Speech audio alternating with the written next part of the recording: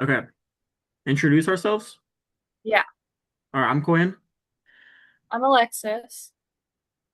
I'm Audrey. Thomas. Oh, my bad. I'm Audrey. Okay. What is one main point we got from the chapter? Main idea. Would you like to start? Sorry? So, would you like to start? With the main idea? Just what, like your main, like what'd you get out of it? Okay. Yeah, the main thing I got was that you can have a government with like strong control. It just depends on what they do to like support innovation or shut it down. Like it depends a lot on the government to like um for countries to grow, they need innovation. And it just all depends on whether the government chooses to like what steps they take to encourage it, I guess. If that makes sense. Yeah, I'd say one of my main takeaways were that modern progress is a lot of copying and not as much innovation as it was before. So a lot of different countries are starting to copy each other, see what works, and take the idea instead of figuring out how it works and maybe improving upon it or finding a new innovation that makes it even better. So let's just say like China copies America for innovation, but they don't make their innovation. That means now China's caught up to America, but they're just gonna stay there. They're not gonna keep innovating. I agree with both of you. I kind of had a broader, I saw a broader main argument of what Trey was saying, basically that nations stop progressing when they choose like safety and stability instead of actually innovating.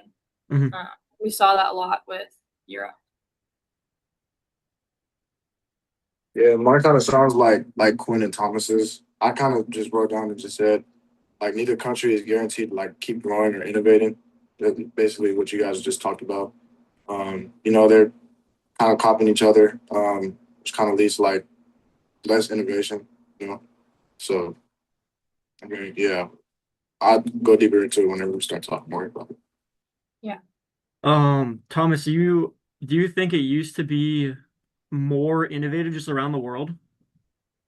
Yeah, I definitely like with the especially with the advent of like the internet, for example. Like information gets around so much faster now. So like short-term growth is a lot more prevalent now instead of countries setting up for long-term growth when Hmm. it's a lot easier just to copy what the person next to you is doing, you know. But back in the day before technology, either they were spreading technology through horseback, which would take months, weeks, or they were just by not waiting and just making up their own innovations and progressing that way. That's a good point. So it's like you think that they were kind of forced to be more innovative since they didn't have access to the other country's technology? 100%. Okay, cool. Let's see. What was the question that you had, Alexis, for us to Oh answer? yeah. So when I was reading it, I kind of got stumped when I felt like he was saying that centralized governments were more successful or more progressive. Um, or actually, sorry, the other way around. The decentralized governments were more progressive because they allowed startups to occur. They allowed new ideas to be heard, and they funded those. But centralized governments really funded what they thought worked, which were like large firms that were already established. And so I kind of got, I guess, confused on which one was more successful or which one would be more progressive, either a decentralized government or a centralized government. Any thoughts? Audrey or Thomas, you guys have any ideas? I think it's honestly less.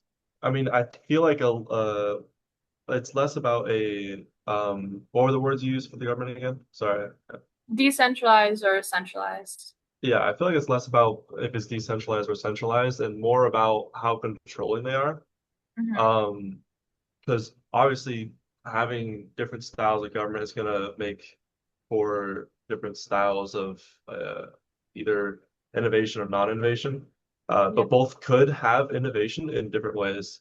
Like, for example, a less controlling government will have, kind of how Western society does it, a lot more companies, a lot of different firms trying different things, competing against each other, while a more controlling government there would be a lot less firms, there'd be a lot less competition, so there might be less innovation, or they might fund like a specific company that like that's an example, they give them money if they get into innovations, and there's only one company.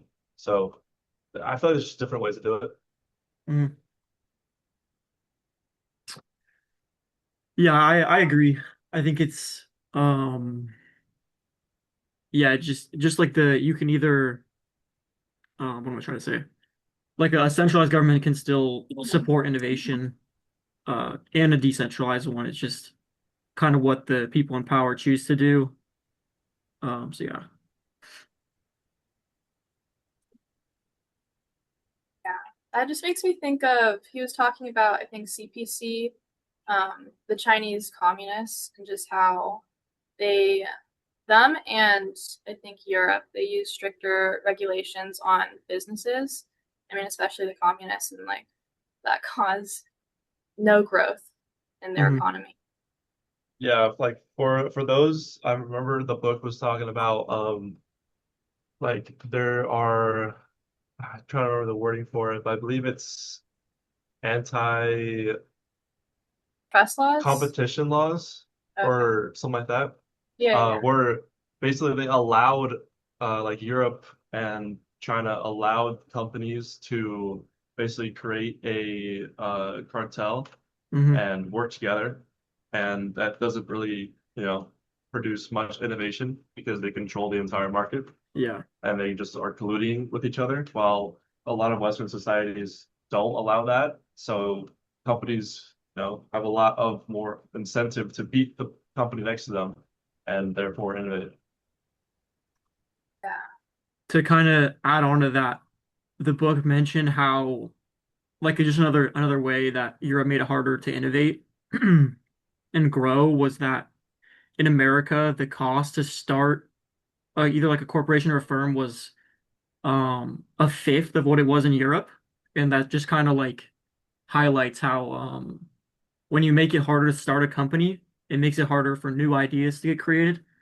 And I think that was an important reason for why Europe like wasn't able to grow as well as America. Yeah, I remember the author was talking about this German guy.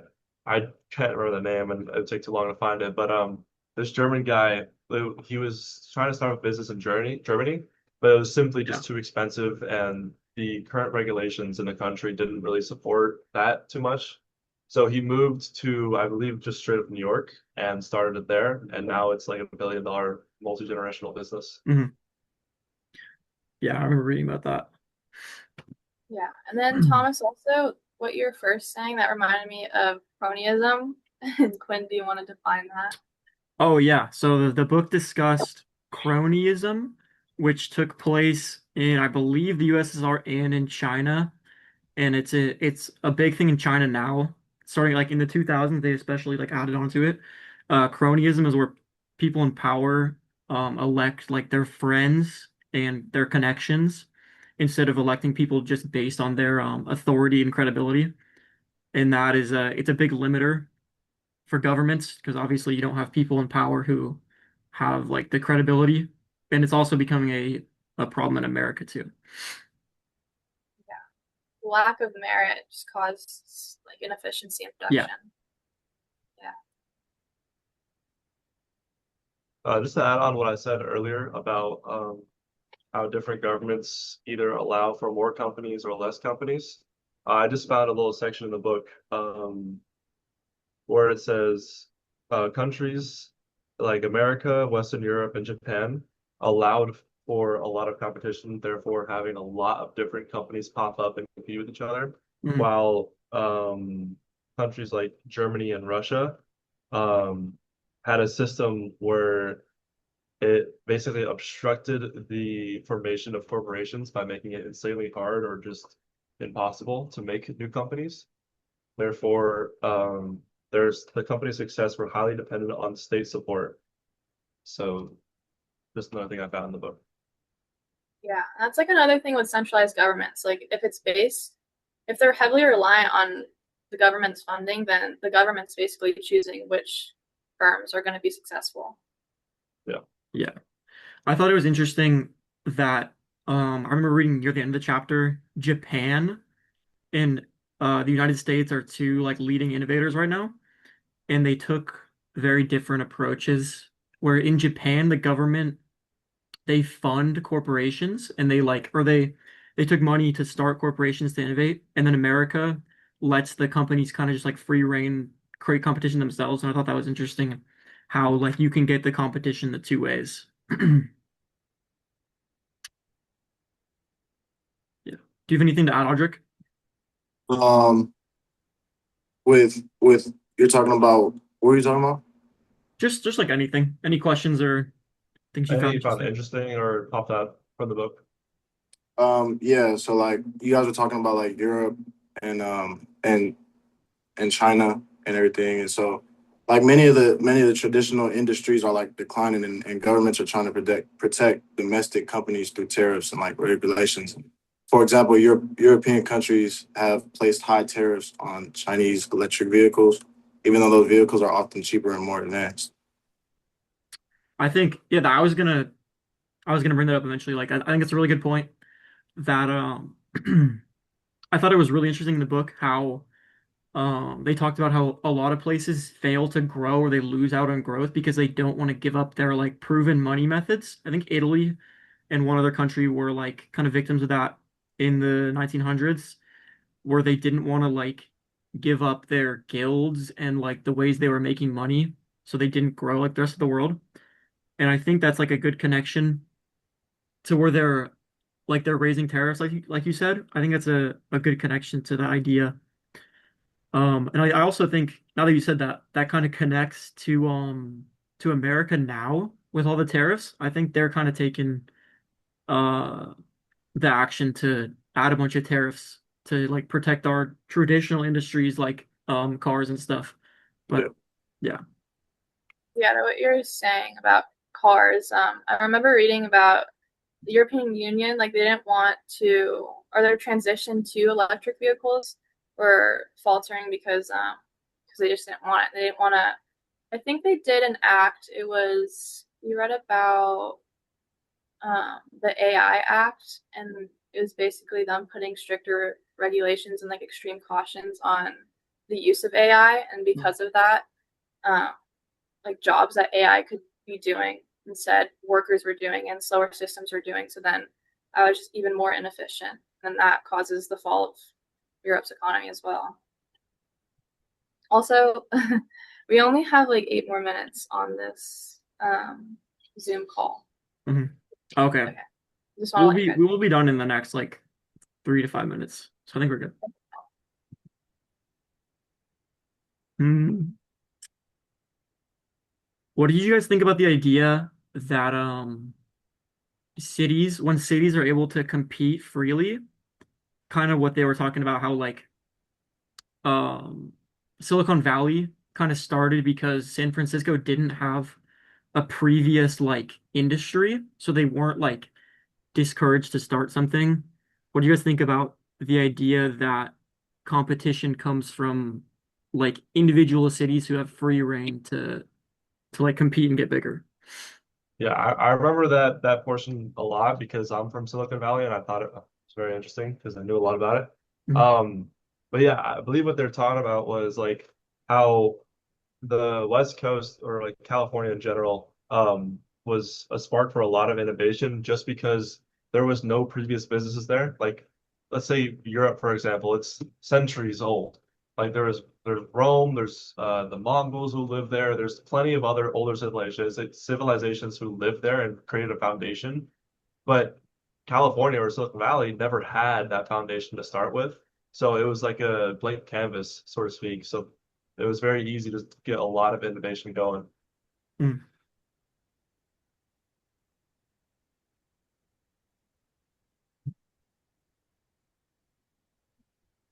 Do you guys have any other questions? If not, I might have a few we can talk about. Should we like compare because I know the author was talking about a lot of comparisons between say America and China, how those two different governments worked out. Mhm. Yeah, we can. That's what I was like talk. I feel like that's what I was talking about in the beginning with decentralization and centralization. Um, Mhm. How do you think the because they have two separate or two different styles of government, how do you think that affects their risk of stagnation with innovation? it's interesting because in the beginning he was saying how both or the US and China they both have different ways of governing, yet they're still gonna reach stagnation. Like it's inevitable for their economy to collapse, which he hooked us in with that. But um, I think, I mean, living in the United States, I think there is like a lot of free will to um, get funds with startups, and like you're really encouraged to start new companies, and that does produce competition. Mhm. Yeah, I mean, I believe, I'm not sure if I'm right about this, but I believe you get a tax write-off if you start up a company. So, Yeah. Mm-hmm. Which is like encourages you because you don't have to pay for it. You don't Yeah. have to worry about the funding. I did have a Uh, question about that. Oh, sorry, I don't mean to cut you off. why not? You got it. You go. Um, do you guys think, do you guys actually like believe the idea that China and the United States will both um reach stagnation? I think they both will if they continue down their current paths. Something will have to change with both of them, otherwise. So do you think that means like more countries around the world will start to innovate, or do you think the whole world will like reach this state of stagnation where nobody will step in? I think eventually everyone's gonna realize that we're at a stagnate, like everyone's staying still, nothing's happening. And then eventually someone, I'm not saying it's gonna be us or China or whatever, but someone eventually is gonna innovate. And then I feel like just the rest of the world is just gonna copy. And then I we're think gonna that get to makes sense. stagnation. And then someone innovates, someone copies. I think that kind of ties back to what you were saying at the beginning. Like, Yeah, I think if we had this situation like 1,000 years ago, I think someone would always be innovating since they can't copy as easily. But I think nowadays, like what you said, with the internet and everything, there people are kind of relying on one or two countries to be innovating, and then others can copy. So yeah, I think it's an interesting point. for That sure. makes me ask, like, what do you guys think we need to innovate? In what way can we? Because I think, of course, like way back when there was so much, like everything was impressive, like every invention was impressive because we didn't have that at the time. But like nowadays, we have so much. So what do you guys think? We are almost at 20 minutes, by the way. Okay, So you just finished let's with like the do this question. question real Okay, yeah. quick. I think innovation now is coming from medical and like um just like advanced tech like electronic technology. That's what I see in the news at least. Okay. Audrey, what do you think? You want to Yeah. answer that? But I mean, like we kind of innovating everything. I mean, we got to AI, or it's like, it's like the main thing we were talking about when we were younger, like something that you never thought would happen. So, um, I mean, I don't really know what we would like innovate now or what's really needed, but uh, yeah, I can't. I don't know. Okay. Okay. You guys think that's good? Yeah, we're at like Yeah. 1930 right now. Okay, cool. Okay.